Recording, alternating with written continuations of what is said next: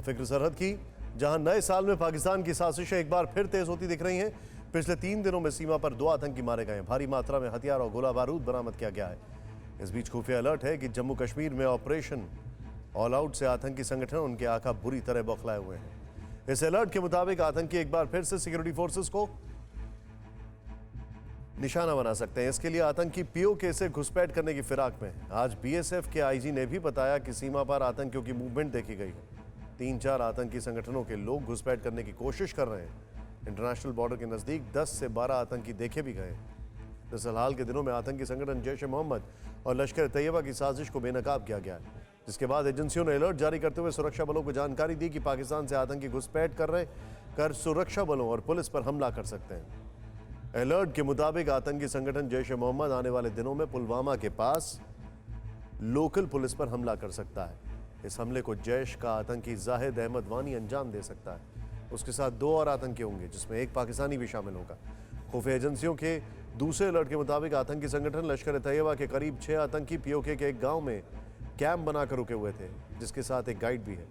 ये किसी भी वक्त भारत की सीमा में घुसपैठ कर सकते हैं। तीसरे अलर्ट के मुताबिक आतंकी संगठन आर्मी इंस्टॉलेशन और पैरामिलिट्री फोर्सेस पर हमला कर सकते हैं। इस साजिश के लिए 8 आतंकी जो 2-3 ग्रुप्स में बटे हुए हैं। इस अलर्ट के बाद से जम्मू कश्मीर पुलिस और पैरामिलिट्री फोर्सेस को पहले से ज्यादा मुस्तैद रहने को कहा गया है, ताकि आतंकी अपने मंसूबे में कामयाब न हो पाए। इस बीच आज श्रीनगर के बाहरी इलाके हरवान में सुरक्षा बलों ने लश्कर-ए-तैयबा के 2 आतंकियों को मार गिराया।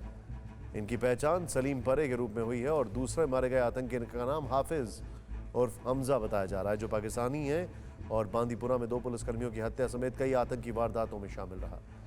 नए साल में सुरक्षा बल आतंकियों की सफाई में जुट गए हैं। ऑपरेशन ऑल आउट को शहर से बॉर्डर तक तेज कर दिया गया है। अंतर्राष्ट्रीय सीमा पर भी आज बीएसएफ को 2 बड़ी कामयाबी मिली है।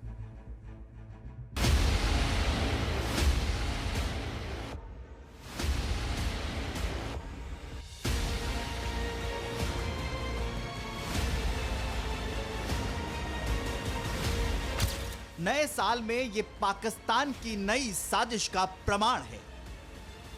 घाटी में लौटते अमन को फिर से अशांत करने के प्रयास का सबूत है।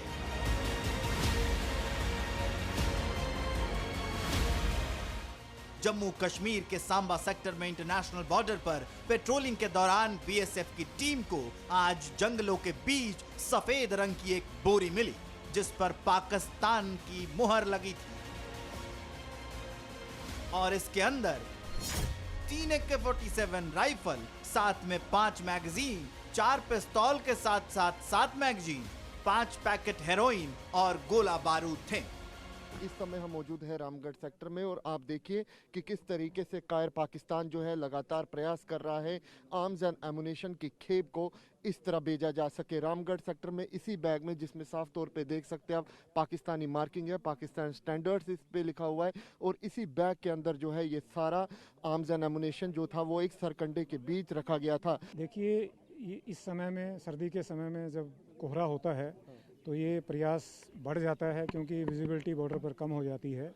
तो हमें खबरें थी कि इस प्रकार के प्रयास किए जाएंगे, उसी प्रकार से हमारी सतर्कता थी बॉर्डर के ऊपर, और उन्होंने प्रयास करने की कोशिश की लेकिन कामयाब नहीं हो सके। इससे पहले आज सुबह ही अंतर्राष्ट्रीय बॉर्डर के अरनिया सेक्टर में बीएसएफ के जवानों ने एक घुसपैठिए को मार गिराया। बताया जाता है कि धुन की आड़ में सीमा पार से एक अज्ञात व्यक्ति को भारतीय सीमा की ओर बढ़ते हुए देखा गया। वो धीरे धीरे भारतीय सीमा के नजदीक पहुंचने लगा। यहां उसे चेतावनी भी दी गई, लेकिन वो माना नहीं, जिसके बाद जवानों ने गोली चला दी और उसे मौत के घाट उतार दिया। इससे पहले एलओसी पर नए साल के पहले ही दिन दोपहर करीब 3 बजे पाकिस्तान की बॉर्डर एक्शन टीम यानी बैट के एक सैनिक ने भारतीय सीमा में घुसने की कोशिश की, लेकिन कुपवाड़ा के केरन सेक्टर में सतर्क भारतीय जवानों ने उसे मार गिराया। परवाह देश की, सोमवार से शुक्रवार रात 10 बजे TV9 भारतवर्ष पर।